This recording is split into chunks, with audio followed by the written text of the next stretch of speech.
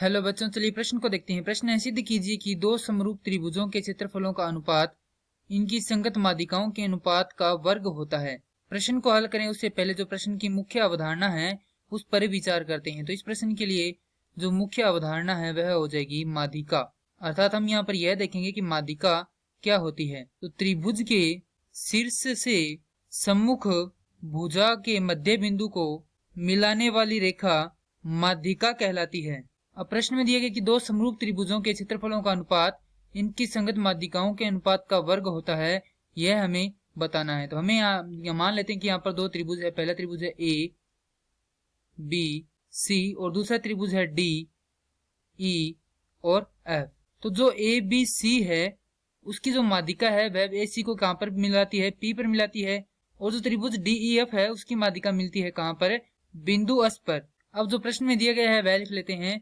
दिया गया त्रिभुज ए बी सी समरूप त्रिभुज डी ई एफ के, यदि ये दोनों समरूप हैं तो यहां से हम कह सकते हैं कि कोण ए बराबर है कोण डी के, तथा जो ए बी और जो डी ई भुजा है उसका अनुपात बराबर होगा ए सी बटा डी एफ के।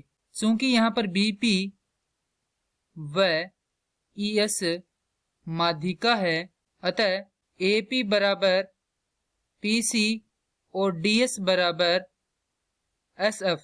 तो ये दोनों जो मान है इनके द्वारा हम यहां से लिख सकते हैं ए बी बटा डी ई बराबर है ए पी बटा डी एस के।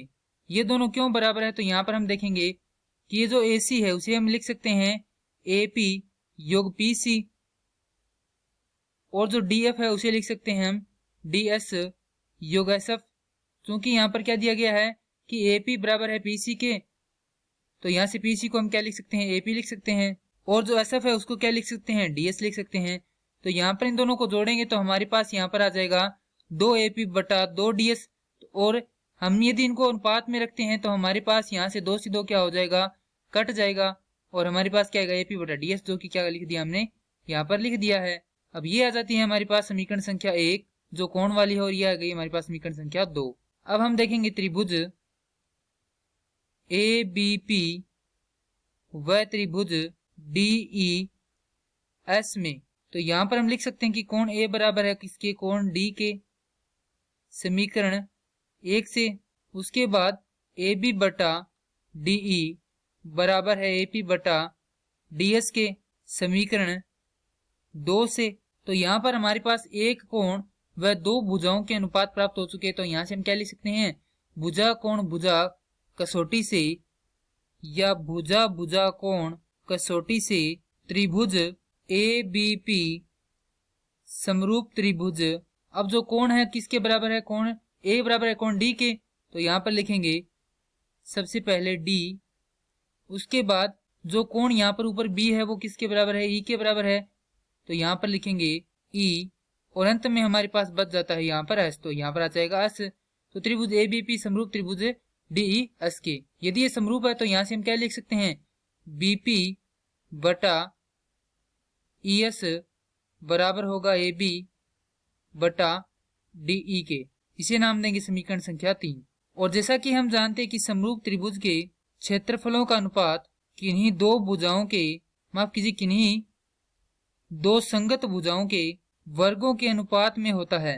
तो यहां से हमारे पास आ जाएगा त्रिभुज ए बी सी का क्षेत्रफल भाग में त्रिभुज डी ई एफ का क्षेत्रफल बराबर होगा, संगत भुजा ले लेते हैं ए बी और डी ई, तो इनके वर्गों का अनुपात या अनुपात का वर्ग। तो यहां पर हम लिख सकते हैं समीकरण 3 से त्रिभुज ए बी सी का क्षेत्रफल भाग में त्रिभुज डी ई एफ का क्षेत्रफल बराबर होगा बी पी बटा ई एस का वर्ग। और यहां से हम देखकर बता सकते हैं कि दोनों ही त्रिभुजों के क्षेत्रफल का अनुपात उनकी दी गई माध्यिकाओं बी पी और ई एस के अनुपात के वर्ग के रूप में होता है, या अनुपात का वर्ग होता है। और ये क्या करना था? हमें सिद्ध करना था। मैं आशा करता हूं कि यह प्रश्न आपको समझ में आया होगा। धन्यवाद।